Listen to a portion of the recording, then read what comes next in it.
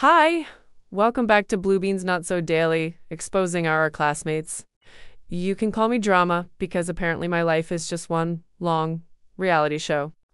Today, I'm exposing one of my classmates, my bully, for the sake of not summoning demons. Pow, pow, pow! Who are you? Shh, silence. You shall never question thy bombastic demon skibidi summoner. Buddy, you disappeared for centuries? What makes you want to appear now? Well, I'm 700 years old. Of course, I'm gonna leave for centuries. And also, God forbid someone wants to take a break and eat their Dubai chocolate bar in peace. Now that she's gone, let's continue where I went off. I'll call him Mason. Hey kid, I'll give you some free candy if you say 6, 7, or else you're going into the basement with the people watching who haven't liked or subscribed.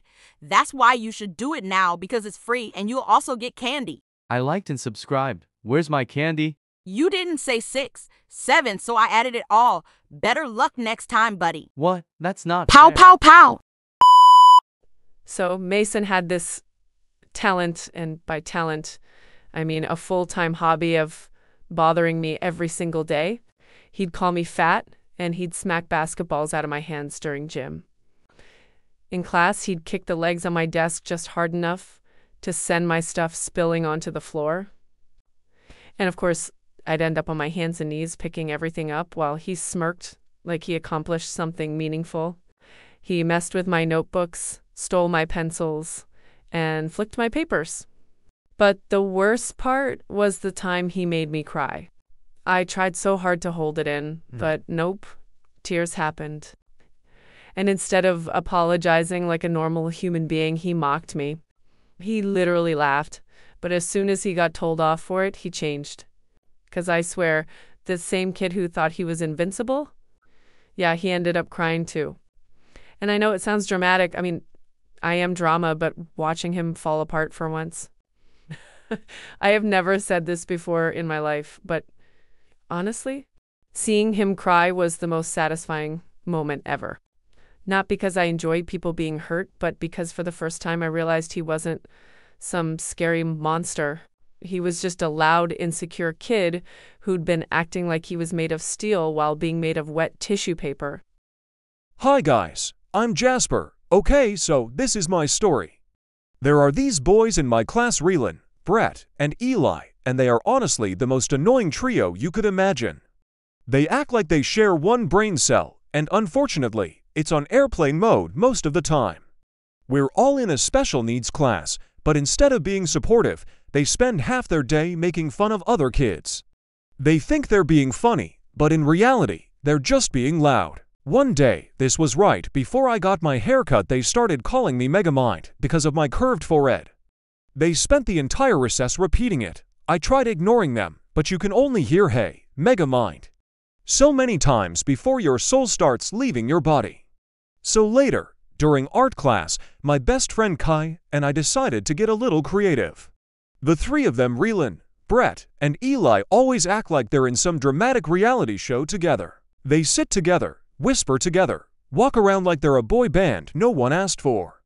Kai said, they basically act like a throuple, and we both started laughing. That's when we got the idea. We drew silly cartoon versions of them, super exaggerated, sparkly-eyed, dramatic poses, basically femboy-style outfits just for laughs. Relan with thigh highs and boots. Eli with a fluffy pink jacket, Brett with cat ears. We even gave them a group name, the Sassy Trio. We didn't show the drawings to them or use them to hurt anyone, we just kept them between us, and honestly it was the hardest. I had laughed all week. It felt good to take something annoying and turn it into something funny instead of letting it bug me. Hi there, call me Hannah. So there's this girl I'll call Destiny. Anyway, she was Etherean and honestly just weird. She constantly tried to do disgusting or uncomfortable things, and she always dragged me into her drama. For example, one time she basically gaslit me into doing graffiti with her. I got into huge trouble for it, and she even tried to frame me for smashing a car. I ended up grounded for a whole month over something I didn't even do. She'd also talk behind my back all the time. She would say things like, "Hannah looks like an ugly rat," and similar petty, mean comments. She acted like my friend to my face, but clearly wasn't. It was all fake. Destiny was obsessed with being skinny to a disturbing degree. She would constantly brag about it, saying stuff like, "Oh my God, you can see my bones," like it was something to be proud of. It honestly made everyone uncomfortable because she treated it like her whole personality. Another situation that crossed so many boundaries happened with my friend, let's call him Alan. She touched his no-no square like his trousers, and then, when he was going to report her, she immediately flipped the story, accusing him of doing it. Alan would never do something like that. He's one of the nicest people I know. Later, she even tried touching my no-no square and brushed it off with, "Whoops, I didn't mean to," like it was some kind of joke. She also made disgusting comments about animal abuse, completely made up stories that were just disturbing for the sake of being disturbing. One of them made me physically sick. I actually threw up in class. Instead of showing any concern, she side-eyed me and yelled, "Ew!" as if I was the problem. Looking back, she was very toxic and honestly unsafe to be around. It wasn't just weird behavior, it was harmful, crossing personal, emotional, and physical boundaries over and over. Hey guys, I'm Zara. Back in middle school, I had a boy best friend we'll call Jackson. We were close, but not like inseparable. Tell each other every secret close. Jackson had this huge crush on a really pretty girl named Marley. She was that nice, effortlessly popular girl every school seems to have, the kind who could talk to anyone and somehow made it look easy. The problem was, Marley low-key had a crush on another boy, Jonah, who everyone knew as the class troublemaker, not a bad kid, just the type who'd stick glue on chairs for fun or talk back to teachers in a way that made the whole class choke on laughter. And Jonah had a small crush on Marley too, because middle school logic.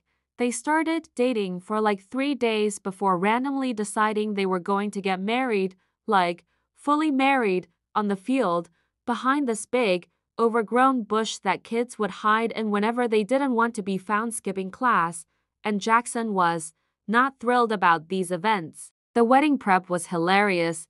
Marley was getting ready with her friends and me like it was a real ceremony. She even put on this random white cardigan someone found in their locker to act as a wedding dress.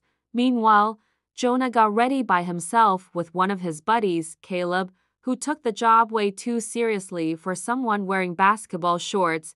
This girl named Layla bought rings for like those circular rings that you see beneath a lid on a bottle. Marley's friend Elise was in charge of keeping them safe.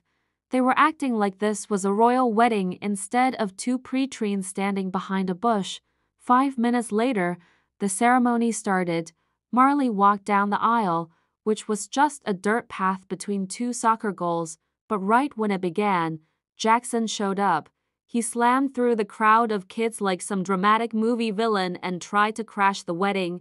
Most kids gasped, but the ceremony kept going anyway. Or it would have if they hadn't run into a major issue. Elise lost the rings, and Layla was freaking out like her life depended on those plastic rings. Did they ever officially get married? Honestly, I have no idea.